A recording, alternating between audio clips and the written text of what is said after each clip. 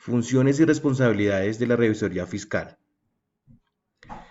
La función y responsabilidades es de gran importancia, ya que esta función radica a que el funcionario debe tener los conocimientos jurídicos y mínimos bajo el principio de la ignorancia de la ley, lo que no le sirve como excusa. Primera función. Esta función es el desarrollo en la cual el revisor fiscal ejerce control de intervención o legalidad, en el sentido que tanto el gobierno como el legislador lo tienen como garante de la información del tráfico económico. Es decir, es el punto de contacto entre las entidades de control y la empresa. Como segunda función, eh, dar por conocer o dar oportuna cuenta por escrito a la asamblea o junta de socios, a la junta directiva o gerente, según los casos de las irregularidades que ocurran en el funcionamiento de la sociedad y en el desarrollo de sus negocios. Esta función se ejerce cuando se está en presencia de irregularidades, entendiéndose por ellas todo aquello que se aparte de una regla previamente definida, cualquiera que fuera su naturaleza jurídica, administrativa, económica o contable. Como podemos observar, las dos primeras funciones son netamente de control. La tercera función, colaborar con las entidades gubernamentales que ejerzan la inspección y vigilancia en las compañías y rendirle los informes a que hayan lugar o los sean solicitados. En su condición de representante legal, el Estado ante administraciones de las compañías y en cumplimiento del control de intervención, el revisor fiscal deberá velar porque éstas den cumplimiento a la normatividad tanto tipo general como particular que les competa cumplir y como consecuencia de ello rendir informes periódicos permanentes y establecidos previamente con la empresa.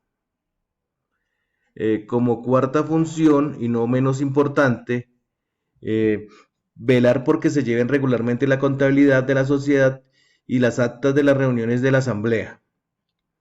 De acuerdo con el Código de Comercio, el sistema contable se entrega por los soportes y los comprobantes y los libros de comercio. Pasamos a la siguiente diapositiva.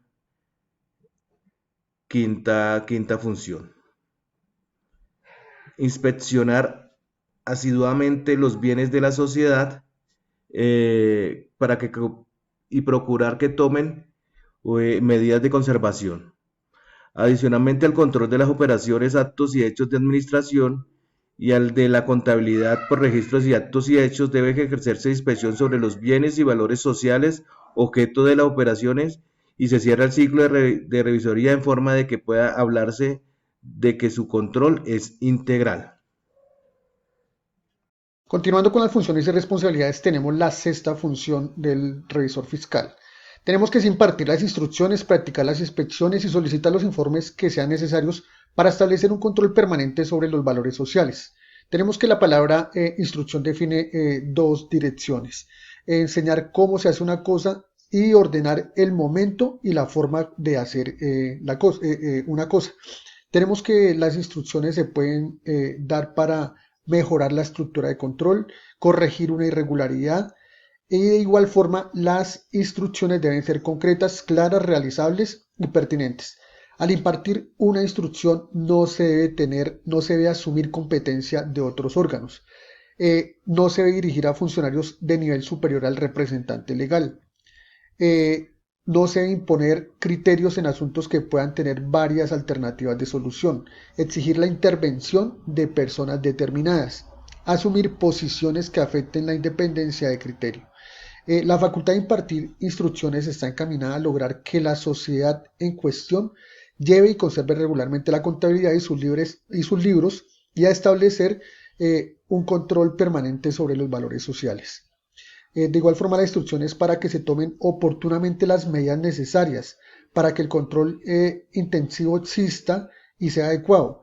Ni implementar las instrucciones bien puede ser una irregularidad. Corresponde al revisor fiscal decir qué hay que hacer, cómo hay que hacerlo, pero no le toca hacerlo, sino velar por qué se haga. Tenemos como tal la séptima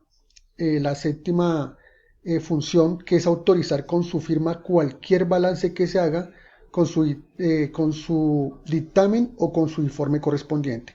Esta es una función que solo puede ser ejecutada o ejercida por contadores públicos. El dictamen es una de las 4 clases de comunicaciones que debe emitir el revisor fiscal. En primer lugar, esta función no se reduce a expresar una opinión. La ley dice autorizar y dictaminar, lo que significa que el revisor fiscal puede no autorizar un estado financiero, lo que equivale a que en términos profesionales puede emitir una opinión adversa. En segundo lugar, ha de resaltarse eh, eh, que la ley habla de cualquier balance, es decir, que están sujetos a tal autorización y también no solo los estados financieros de fin de ejercicio, sino también los de periodos intermedios. En tercer lugar, todo estado financiero autorizado debe ser dictaminado, lo que según el artículo 30 de la ley 222 del 95 dice que son dictaminados aquellos estados financieros certificados que se acompañen de la opinión profesional del revisor fiscal o a falta de el contador público independiente de los que hubiera examinado de conformidad con las normas de auditoría generalmente aceptadas. Continuamos con la octava función, que es convocar a la asamblea y a la junta de socios a reuniones extraordinarias cuando lo juzgue necesario. El campo de la actuación del revisor fiscal al interior de una organización empresarial es bastante amplio y debe cubrir todos los aspectos que de una u otra forma hacen parte de su funcionamiento para alcanzar pues los objetivos trazados en aras del mantenimiento del patrimonio. El revisor fiscal, que con base en su trabajo determine las razones por las cuales uno de esos dos órganos sociales debe reunirse en forma extraordinaria, para lo cual debe observar y actuar la reglamentación existente en el ente y hacer las coordinaciones administrativas que conlleven a estos eventos. Tenemos como novena función hacer cumplir las demás atribuciones que le señalen las leyes o los estatutos, y las que, siendo compatibles con las anteriores, le encomiende la asamblea o junta de socios. Mucho cuidado con esto, que aquí dice las que le encomiende la asamblea o junta de socios. Por ende, nuestro régimen societario, el revisor fiscal es un subalterno o dependiente de la asamblea o junta de socios. Ellos lo nombran, le fijan su remuneración y lo determinan sus funciones, le pide informes y lo remueve. Continuamos con las responsabilidades, con las otras funciones que el revisor fiscal también debe tener. Bueno, el revisor fiscal debe cumplir otras funciones diferentes a las expresamente estipuladas anteriormente, con las cuales da cumplimiento a otros requerimientos de diferentes leyes, lo que lo obligan a emitir informes sobre el cumplimiento por parte de los administradores de normas sobre diferentes aspectos de la vida de la empresa. Entonces tenemos que en sociedades que contrata el Estado, el artículo 80 pues, del Código de Comercio establece que los revisores fiscales de las personas jurídicas que sean contratistas del Estado colombiano ejercerán las siguientes funciones, como observamos ahí, que es velar para que la obtención y adjudicación de contratos por parte del Estado, las retribuciones de ningún tipo a favor de funcionarios estatales. Entonces tiene que ser como muy transparente y muy claras estas adjudicaciones de contratos.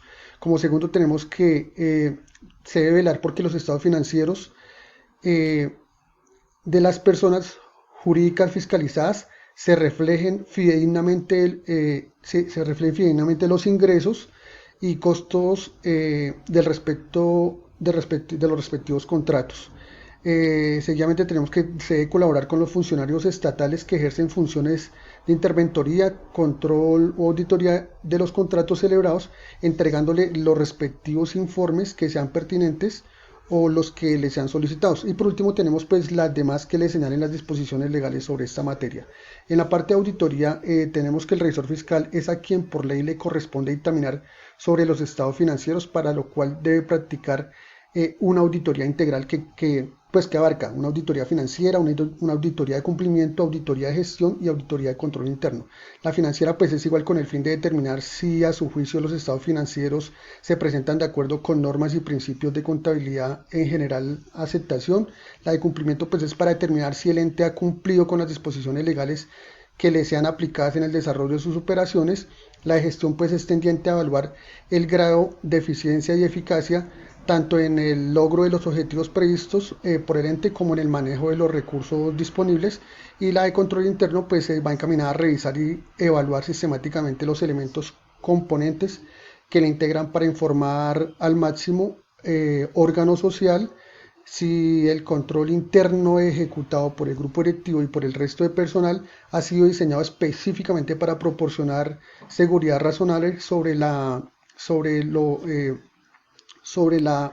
efectividad y eficacia de las operaciones, suficiencia y confiabilidad de la información financiera y cumplimiento de las leyes y regulaciones aplicables.